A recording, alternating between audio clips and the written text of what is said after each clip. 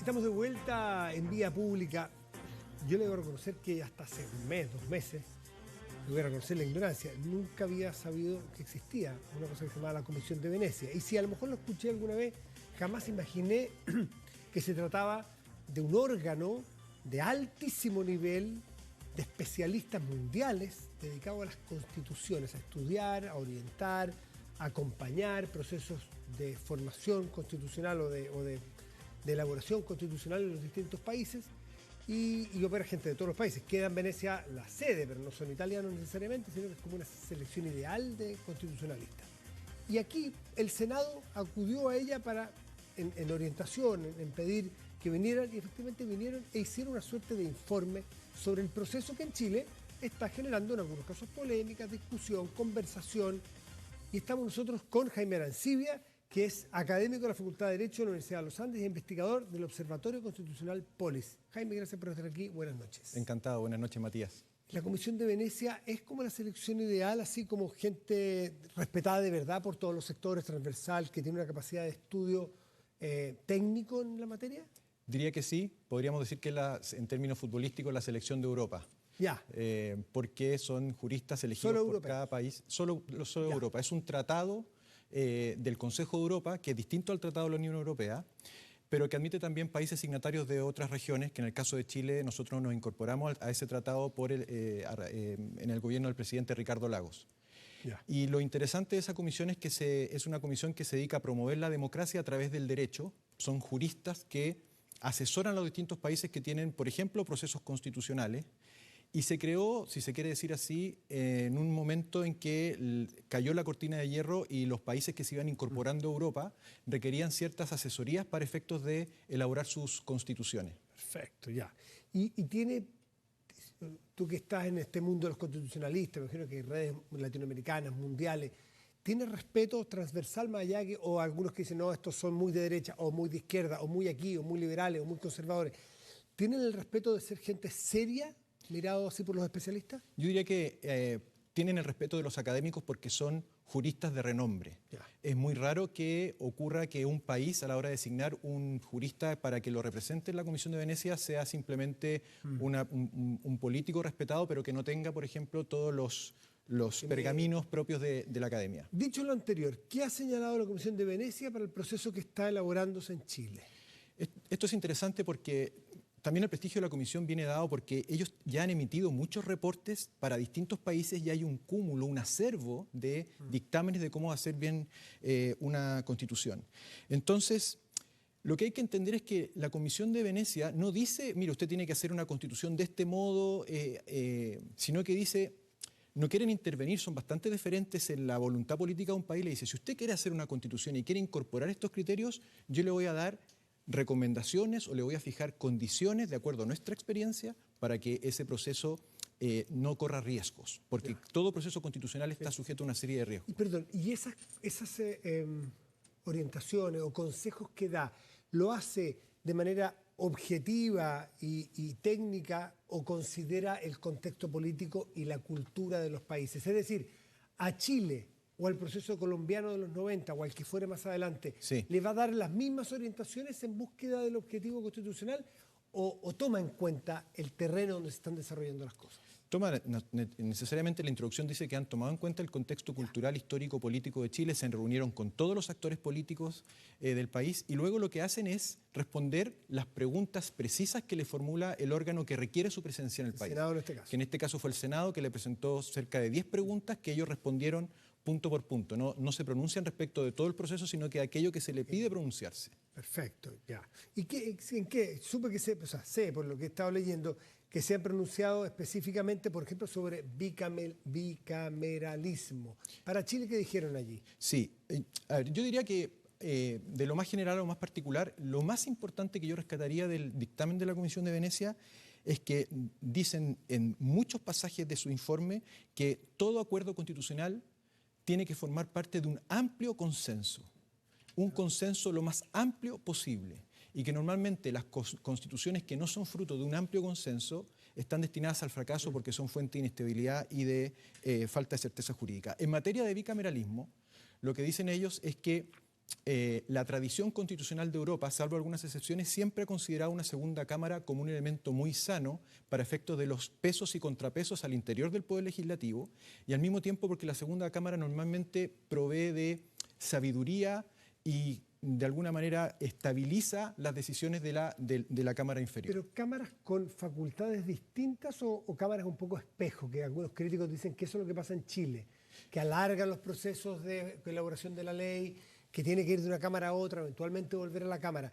¿Tiene que haber contrapesos, pero porque representa otra cosa la segunda cámara o son parecidas? Debería representar otra cosa. Efectivamente, si está compuesta por el mismo tipo de perfil, normalmente esas cámaras de espejo no sirven de mucho, es cierto. Pero también dicen que el modo de solucionar eso no es eliminando la segunda cámara, sino que es dotándola de aquellos criterios que sean quizás necesarios para fortalecer ese rol. Lo dicen también porque yo diría que uno de los aspectos donde más énfasis pone la Comisión de Venecia es que le haría mal a Chile la eliminación del bicameralismo, porque dice que es una tradición centenaria, y de alguna manera desliza que eso es propio de procesos refundacionales o revolucionarios que la verdad es que no van de la mano con la historia del país. Y la verdad es que históricamente eso calza. Uno ve un poco los experimentos sociales donde se ha querido eliminar la segunda cámara, son prácticamente los mismos que se producen en revoluciones. Pensemos en la Revolución Francesa con Turgot y Condorcet, pensemos en la eliminación de la House of Lords durante la República de Cromwell. Entonces, bueno, lo que dice la Comisión es, seamos respetuosos de esta institucionalidad. Lo que sí es cierto es que el bicameralismo surge, y eso se ha perdido a lo largo por la mayor ponderación del elemento representativo, porque normalmente las segundas cámaras, en el pasado, representaban un elemento aristocrático versus el elemento democrático de la primera cámara. Tanto Aristóteles como Polibio, como Cicerón, como Tocqueville decían, toda república tiene que ojalá respetar un elemento monárquico, un elemento democrático y un elemento aristocrático. Ninguna república que tenga solo uno de estos elementos es perfecta. Entonces, la segunda cámara surge por un elemento aristocrático, patricio, que en su momento está unido al patrimonio. Solamente podrían formar parte de esas cámaras los que tenían patrimonio, y en Chile fue así al comienzo con el Senado. Pero luego la democracia dice, no podemos, sería demasiado discriminatorio que solamente tengan patrimonio, y en algunos países eso derivó en que en realidad la segunda cámara tendría que ser la del mérito, de modo tal que a la hora de integrar esa segunda cámara no baste simplemente tener los mismos requisitos que puede tener un ciudadano para poder ingresar a un cargo de representación de ese tipo. En otros temas que se manifestó, que se expresó esta comisión, tiene que ver con algo que aquí se fue aprobado ya, que se llama los sistemas judiciales, y en particular el espacio que se va a dar para los derechos indígenas, para la justicia indígena o para la justicia de algunas comunidades en particular. ¿Qué es lo que dice la Convención sobre eso? Bueno, ese es un ejemplo de cómo la Convención, más que decir esto está bien o está mal, dice, mire, si lo quiere hacer, tiene que hacerlo del siguiente modo.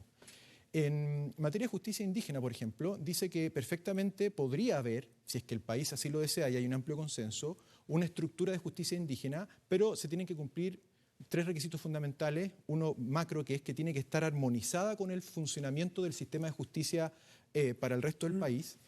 Tiene que ser respetuoso de los derechos fundamentales y al mismo tiempo tiene que ser respetuoso del debido proceso. En materia de escaños reservados, por ejemplo, para instancias de representación popular, dice, también lo podría hacer en la medida que todas aquellas dudas que están surgiendo respecto de cómo se va a estructurar esto, cómo se va a conformar, tiene que estar definido en la Constitución. Volviendo a la justicia indígena, todas estas preguntas dice que no pueden estar entregadas al legislador. Esa justicia indígena es solo de jueces indígenas, pero todas las personas sujetas a un derecho común, o jueces indígenas con legislación especial. Bueno, ¿y qué pasa cuando un no indígena tiene un conflicto? Todo eso, dicen ellos, para efectos de certeza jurídica no puede quedar entregado al legislador. Tiene que estar definido en la Constitución. A priori. Sí. Como el tiempo es escaso, quiero ir a otro tema que está muy, muy en boga por estos días, que tiene que ver con esta supuesta tercera vía. Sí. La reforma constitucional que dio pie a la formación de esta convención constituyente, que hoy día está trabajando y elaborando un borrador que nos van a llevar a plebiscito a todos los chilenos, para si queremos aprobar o rechazar esa propuesta, tiene justamente esas 2 alternativas únicas. Así se estableció en la reforma, ¿no? Sí. Es así, del 2019 fue. Sí. Sí. Y aquí se habla de una tercera vía, por ejemplo, ponerle, no solo prueba o rechazo, sino una tercera, para que no sea esta polaridad, esta polarización. Sí. puede ser, porque algunos dicen, ya no fue. Esto Sí. sería cambiar las reglas del juego cuando quedan meses solamente. ¿Qué dice la Convención de Venecia? Sí, a ver, diríamos, la Convención parte de la base de que tiene que haber un consenso amplio. Y por lo tanto dice, si es que el plebiscito va a ser una instancia de polarización y de división, no está cumpliendo su objetivo. Los plebiscitos suelen ser eso, en toda orden de cosas, ¿no? Es que lo que pasa es que esos son los plebiscitos que no tienen incidencia en elementos de una constitución, pero cuando se trata de una constitución, cuando una constitución está validada simplemente con el quórum o aprobación de una ley, 50% más uno, es una constitución que no está reflejando verdaderamente el amplio consenso que una norma de ese tipo requiere. No puede ser una constitución contingente, dice la Comisión. Y eso supone que si no existe ese amplio consenso, es necesario hacer algo. Ahora, ¿cuándo se hace ese algo? ¿Y cómo se hace ese algo? La Comisión dice, nosotros les recomendamos que sea un plebiscito que introducir en este minuto alguna modificación que signifique alterar el proceso, lo dice la Comisión, pero dice, salvo que ante el evento de una polarización de ese tipo, si existe un amplio acuerdo, a lo mejor lo que podría haber es un acuerdo político que permita realizar algo con posterioridad al proceso. Por ejemplo. Como continuidad del proceso. Por ejemplo, decir, entonces, apruebo, rechazo, y una tercera que fuera rechazo, pero convocamos inmediatamente una nueva convención porque tenemos que tener una nueva constitución. Claro, hay distintos modos de hacerlo. Yo diría que para poder entender bien esto, porque siempre hablamos del apruebo y el rechazo, pero quizás para la gente que nos está escuchando en la casa lo vamos a plantear del siguiente modo. Lo que va a ocurrir en el plebiscito es que podemos leerlo del siguiente modo. Son dos apruebos. ¿Cómo así? ¿Apruebo la constitución propuesta por la Convención o apruebo la constitución de 1980? Vigente, claro. En el fondo es eso. El plebiscito al que nos van a someter es apruebo la constitución. Y como son dos apruebos que para mucha gente no son representativos, desde luego la constitución del 80 ya hay un 80% de la población que ha dicho que no la quiere. Claro, claro. Entonces, qué raro que quede ahora regulado que en el fondo no se resguarda la voluntad del 80% si finalmente termina ganando una opción como el rechazo porque se vuelve atrás. Entonces, hay distintos modos de hacerlo. Una posibilidad es que se incorpore una tercera alternativa en la papeleta. Otra posibilidad es que se modifique la segunda alternativa del rechazo y sea rechazo, pero no rechazo para que continúe la Constitución vigente, sino que para que ocurra algo, que podemos ver que es algo. Y otra fórmula es decir, vamos a dejar las opciones tal cual, pero vamos a regular los efectos del rechazo. ¿Ya? ¿Cómo así? Simplemente cambiando el artículo 50, o complementando el artículo 142 para decir que en caso de que triunfe la opción rechazo no rige automáticamente o continúa vigente, pero, y aquí vienen las distintas opciones, se convoca a una nueva convención o el Congreso queda obligado a tramitar dentro de un año el proyecto constitucional que presentó la presidenta Michelle Bachelet. En el fondo, lo que hay que entender aquí es que todo movimiento constitucional es un proceso, que el proceso no necesariamente va a terminar con el plebiscito, porque muchas veces las adecuaciones constitucionales exigen más que un supuesto plebiscito. Pensemos que hay países como Georgia, como Finlandia, como Grecia, en que, de hecho, para que un cambio constitucional tenga vigor, requiere 2 legislaturas. O sea, lo aprueba la legislatura y no queda en vigencia hasta que una nueva legislatura nuevamente electa lo apruebe. O sea, porque haya recambio en las cámaras. Para que haya recambio en las cámaras y para que quede completamente sólido la necesidad de ese cambio fundamental. Entonces, en el fondo son procesos constitucionales más extendidos precisamente para asegurar ese amplio consenso. Y yo creo que un poco ese es el sentido de la Comisión. Toda esa es la lógica técnica, académica, la experiencia de otros países, pero tu experiencia, tu vivencia hoy, en el Chile de hoy, sí, de hoy marzo 2022, y como están pasando las cosas, ¿te parece prudente intentar modificar esa papeleta de salida sin que se establezca, por ejemplo, que se está haciendo trampa, cambiando las reglas del juego, que alguien pateó la mesa, que los poderes fácticos no permiten que gane el apruebo? Esas cosas las vamos a escuchar. Sí. Y es plausible y es razonable que se digan porque las otras cosas estaban escritas cuando nos convocaron a votar, ¿no? Al apruebo y al rechazo. Sí. ¿Te parece probable, plausible y políticamente deseable entrar a modificaciones a esta altura del partido?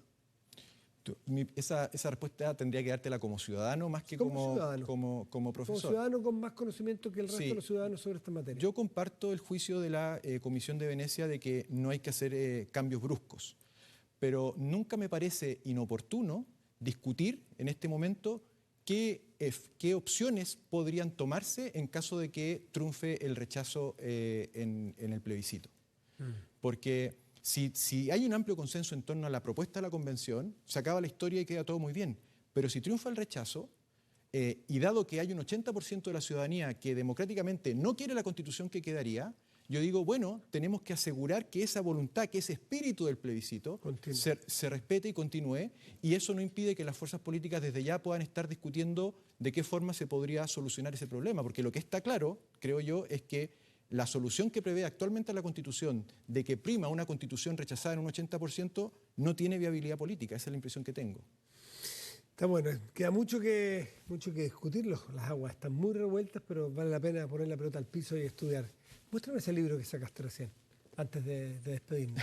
Yo lo vi hoy día, me reconozco que no lo vi abierto, lo trajiste tú ahora, Sostenibilidad y Participación en la Constitución, recopilador Jaime Arancibia y Sebastián Claro, economista. ¿De qué va así un segundito? Sí, es un libro que es un libro transversal que convoca a académicos de distintas sensibilidades, de distintas universidades, para dotar de contenido esas dos palabras en el debate constitucional. Que el debate constitucional prevea una constitución participativa, pero también que se preocupe de las futuras generaciones, que sea una constitución sustentable. Ahora, esto puede ser un mes antes para que la tuvieran a la vista, por ejemplo, en la comisión que está tratando estos temas. Sí, ya lo tienen en su poder. Nunca es tarde. Nunca es tarde. ¿Está en librerías, en fin? ¿Sí? Está en librería, sí. Efectivamente está en librería o en Club de Lectores del Mercurio, perdón que haga el aviso. Y aprovecho también de invitarlos mañana a un seminario sobre medio ambiente que va a transmitir Emol TV sobre el libro. Eso sería más complejo, TV. Nada, todo el contenido vale la pena.